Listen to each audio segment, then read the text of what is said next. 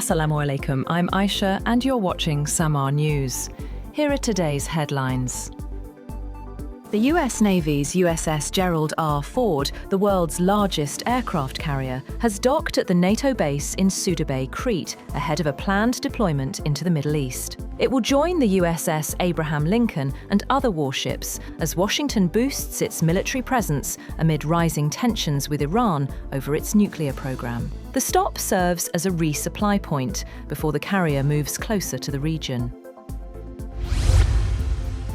Iran is close to a deal with China to purchase anti-ship cruise missiles, just as the United States deploys a vast naval force near the Iranian coast, ahead of possible strikes on the Islamic Republic. According to 6 people with knowledge of the negotiations, the deal for the Chinese-made CM-302 missiles is near completion, though no delivery date has been agreed. The supersonic missiles have a range of about 290 kilometers and are designed to evade shipborne defenses by flying low and fast. 2 weapons experts said their deployment would significantly enhance Iran's strike capabilities and pose a threat to US naval forces in the region.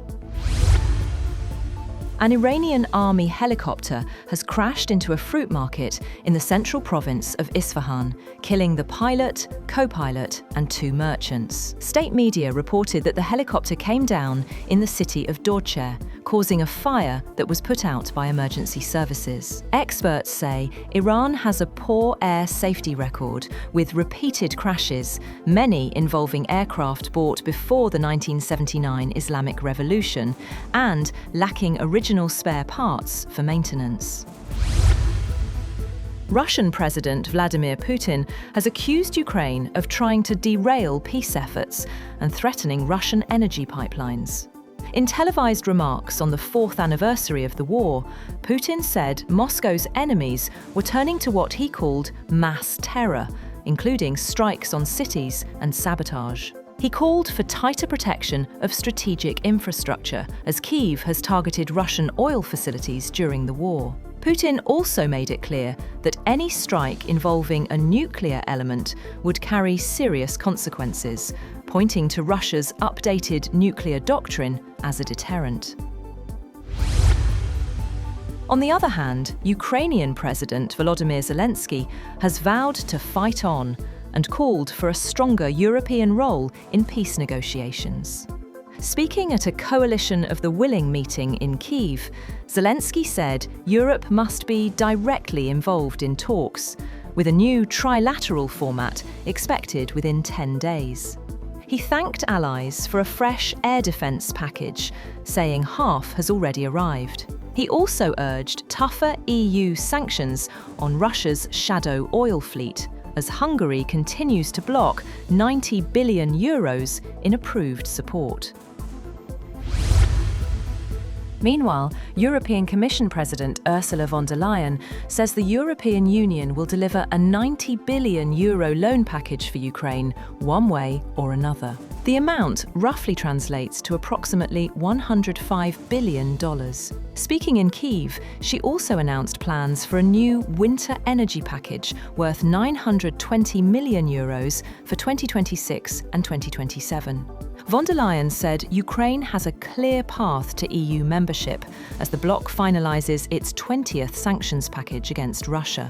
Also, European Council President Antonio Costa has urged Moscow to engage seriously in talks, saying Kyiv has held firm after 4 years of war.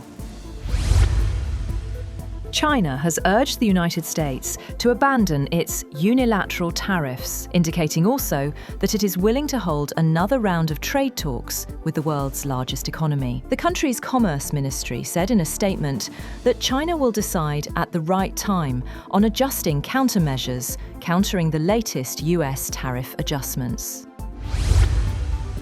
The foreign ministers of Brazil, France, Spain, Turkey, and various other states have condemned Israeli decisions that they said introduce sweeping extensions to unlawful Israeli control over the West Bank. A joint statement issued by the Turkish Foreign Ministry said changes are wide-ranging, reclassifying Palestinian land as so-called Israeli state land, accelerating illegal settlement activity, and further entrenching Israeli administration. Other countries to sign the statement included Saudi Arabia, Egypt, and Qatar, as well as the heads of the Arab League and Organization of Islamic Cooperation.